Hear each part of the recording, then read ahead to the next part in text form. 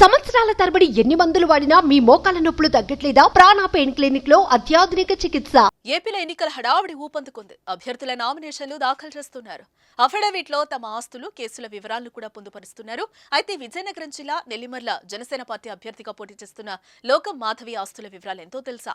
మాధవి ఆస్తుల విలువ అక్షరాల 894.92 కోట్లు. వీటిలో మిరాకిల్ పేరుతో సాఫ్ట్వేర్ కంపెనీ, విద్యా సంస్థలు, భూములు, ఆభరణాలు, నగదు, బ్యాంక్ డిపాజిట్స్ వంటివి ఉన్నాయి. సాఫ్ట్వేర్ కంపెనీ విలువ ఎక్కువ ఉందంటున్నారు. బ్యాంక్ అకౌంట్లో 4.42 కోట్లు, నగదు రూపంలో 1.15 లక్షలు ఉంది.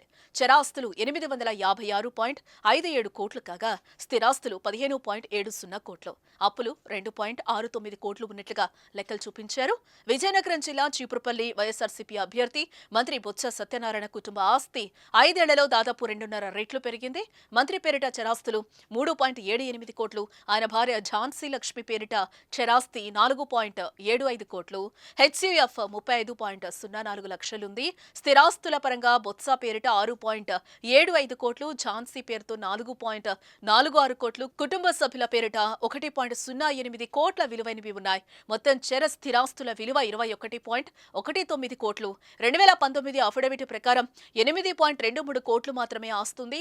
మంత్రికి 15.95 లక్షల విలువైన కారు, ఝాన్సీకి 2 కార్లు ఉన్నాయి. బొత్స వద్ద 20.15 లక్షల విలువైన 31 తులాల బంగారం, ఝాన్సీ లక్ష్మి వద్ద 2.11 కోట్ల విలువైన 325 తులాల బంగారం ఉంది. అప్పులు 4.24 కోట్లుండగా ఎక్కువగా కుటుంబ సభ్యుల నుంచి తీసుకున్న అప్పులే ఉన్నాయి. వీరిపై కేసులు లేవు. లెక్కల ప్రకారం బొత్స సత్యనారాయణ, ఆయన భార్య కన్నా జనసేన అభ్యర్థి మాధవి ఆస్తులే ఎక్కువగా ఉన్నాయి.